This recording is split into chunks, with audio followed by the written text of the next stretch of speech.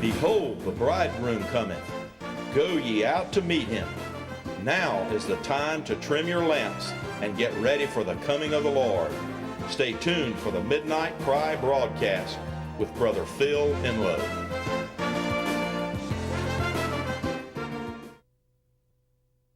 Praise God.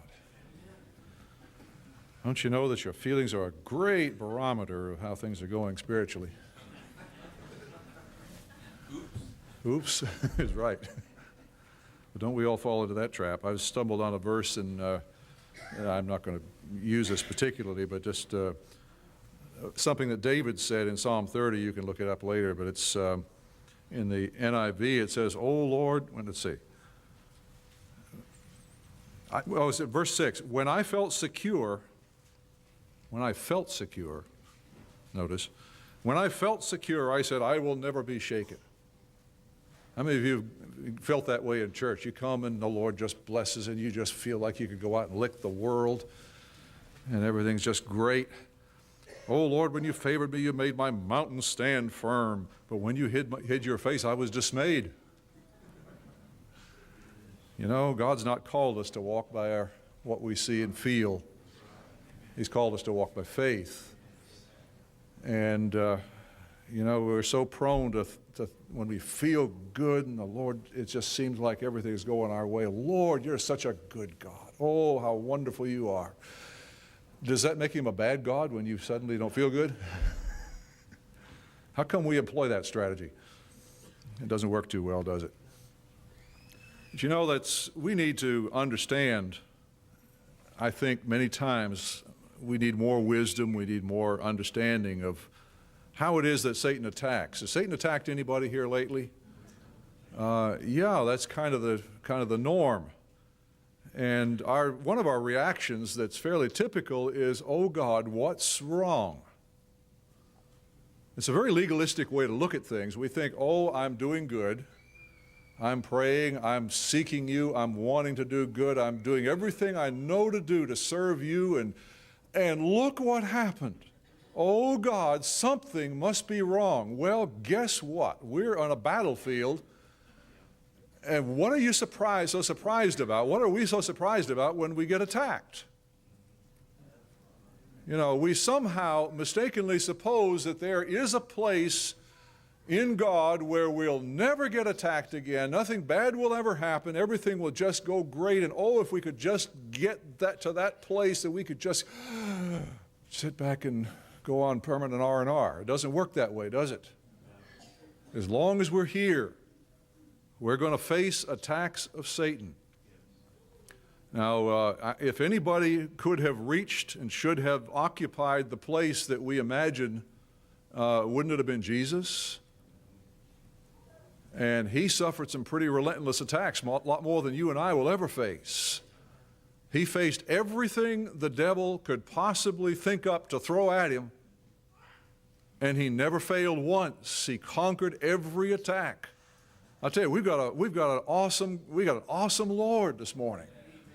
We got someone who knows what it's like. He didn't just sit up there and try to say, what's the matter with you all? Come on, get with the program. He came down and lived among us as a man, dependent on the grace and the strength that his Father gave him every day.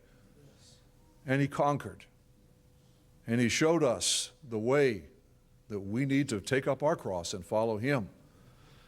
But you know, we seem to have our problems, don't we? We seem to get blindsided. And the worst attack is when you're just going along whistling and the bluebirds are singing and everything's going great, and wham, out of nowhere, all of a sudden something hits us in the face, and man, we weren't ready for that. And the devil comes, and you know, some attacks are like that, and some are just kind of a wear you down, relentless. I'm here, I'm still buffeting you, sort of like Paul, what he experienced. You remember how the Lord revealed to Paul that what he was experiencing at that point in his life was a necessary thing. His heart, his desire was to serve God, and God had lifted him up and shown him things that no man could take, no man could experience without just being flooded with pride. He was made of the same stuff you are. Just think about what would happen if suddenly you were singled out by God to be carried up to the third heaven and see things that nobody had ever seen before and live to and come back to tell about it. And just, God was just revealing things because he wanted his people to know some things. And, oh my God, wouldn't you kind of feel, I must be very special. And so God did exactly what was needed to him and let him experience not just an attack, but a relentless, day by day. You get up in the morning and there it is again. There's that attack. There's that warfare that we're involved in.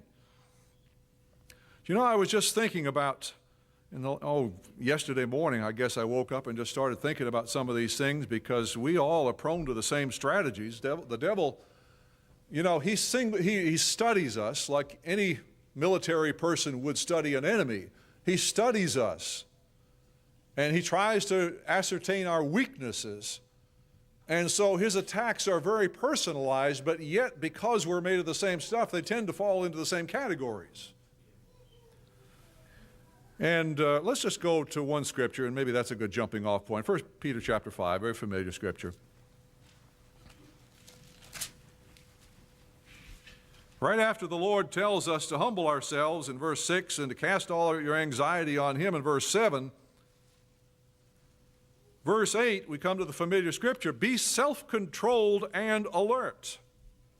Well, there's a lot of our problem right there. We're neither self-controlled nor alert much of the time. That's something we are in a school to learn.